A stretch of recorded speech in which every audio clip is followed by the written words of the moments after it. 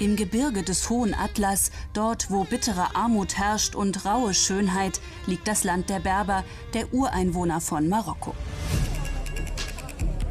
Hier feiern sie einmal im Jahr ihren großen Moussem, einen Markt, auf dem es alles gibt, vom Esel bis zur Ehefrau. Wohin man sieht, Männer auf Brautschau, 3 Tage Speeddating.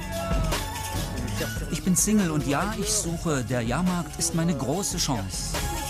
In einer Gesellschaft, wo Väter und Ehemänner das Sagen haben und Tradition über allem steht, tauche ich ein in eine Heiratswelt mit ganz eigenen Gesetzen und will wissen, wie geht es eigentlich den Bräuten?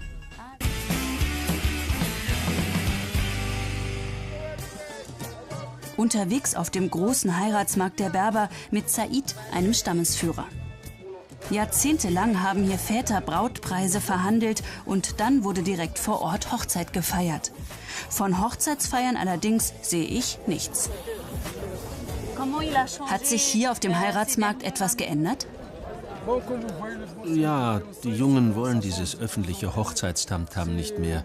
Es gab dieses Gerede, Frauen würden hier meistbietend verschachert. Deshalb haben die Leute in diesem Jahr gesagt, Schluss. Die Hochzeiten finden jetzt nur noch in den Dörfern statt.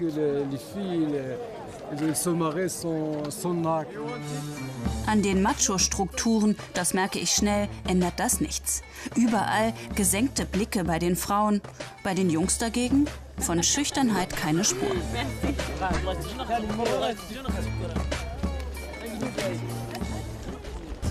Und dann treffe ich ein Paar, das sich vor 2 Jahren hier kennengelernt hat. Sarah und Murat, beide 19. Vor einem Jahr haben sie geheiratet. Es dauert ein bisschen, aber dann sind sie bereit, vor der Kamera mit mir zu sprechen. Frauen kommen aus den Dörfern her, um einen Mann zu finden. Ich habe Murat gesehen und mich sofort in seine Augen verliebt. Ich war hier und habe Einkäufe erledigt. Da habe ich Sarah gesehen und sie gefragt, ob sie verheiratet ist.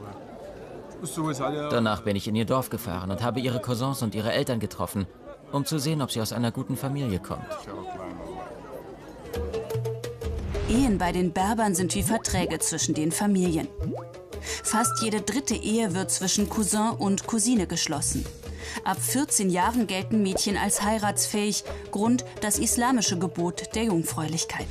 Kinderbräute sind keine Seltenheit. Scheidung ist möglich, allerdings muss eine Frau 4 Monate Wartezeit einhalten, um eine Schwangerschaft auszuschließen. Und Kinder bleiben nach der Scheidung beim Vater. Am nächsten Tag bin ich bei Sarah. Sie will mir ihre Mutter vorstellen, die alles über die alten Bräuche weiß, vor allem aber, an welche sich ihre Tochter nicht mehr hält. Ehefrauen habe man immer an einem Knoten unter dem Kopftuch erkannt, sagt sie. Bei ihrer Tochter sei heute alles platt. Natürlich sollen unsere Kinder glücklich sein, aber wenn sie hier heiraten, müssen sie sich auch an die Regeln halten. Einen kleinen Unterschied hat Sarah mit dem Kopftuch gemacht. Ihr tägliches Leben aber ist das, das auch ihre Mutter schon hatte. Feldarbeit ist Frauenarbeit, und zwar harte. Sieht einfach aus und ist wahnsinnig, wahnsinnig schwer. Mein Leben hat sich nach der Hochzeit nicht verändert. Ich war nie in der Schule. Wenn ich mal Kinder habe, soll das anders sein. Gott sei Dank sieht das Murat genauso. Murat verdient 80 € im Monat als Handwerker. Sie sind so arm wie die meisten in ihrem Dorf. Schon ihre Urgroßmutter habe so gelebt, sagt Sarah. Das könne doch nicht immer so weitergehen. In einer Stadt war sie noch nie. Ich reibe mir jeden Tag Henna in die Hand. Siehst du? Das hilft als einziges gegen die Schwielen. Schau mal, wie unterschiedlich unsere Hände sind. Viele denken, wir Berber leben einfach und frei. Aber wir sitzen hier fest. Jetzt ist es sonnig. Ja, aber im Winter sind wir eingeschneit. Wir hungern. Wir haben keine Heizung. Unsere Haut wird schwarz von der Kälte. Im Winter ist unser Leben die Hölle. In Marokko kann nur etwa jede 2. Frau über 15 Jahren lesen und schreiben, während es bei den Männern fast 80% sind. Diese Ungleichheit in Sachen Bildung verschärft sich in den ländlichen Regionen. In den Dörfern der Berber liegt die weibliche Analphabetenquote sogar bei fast 90%, obwohl in Marokko Schulpflicht gilt. Doch auf dem Land sind Schulen nur schwer erreichbar und der Aufwand, die Töchter dorthin zu bringen, ist den Familien oft zu hoch.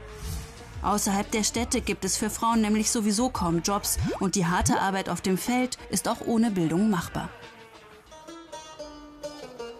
Nächster Tag wieder bei Sarah. Sie will mir zeigen, wie sie als Braut aussah. Fotos gibt es nicht. Ihre Freundinnen sollen sie schminken. Wir kennen uns seit der Kindheit.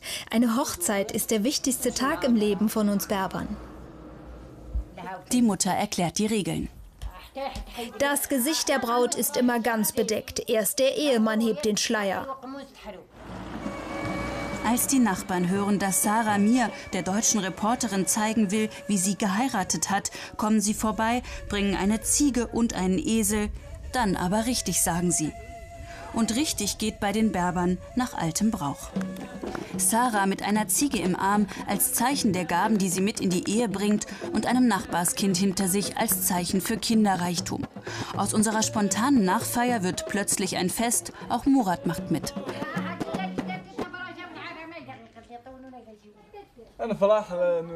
Ich habe Glück gehabt, dass ich eine Frau wie Sarah auf dem Jahrmarkt kennengelernt habe. Das hätte auch anders ausgehen können.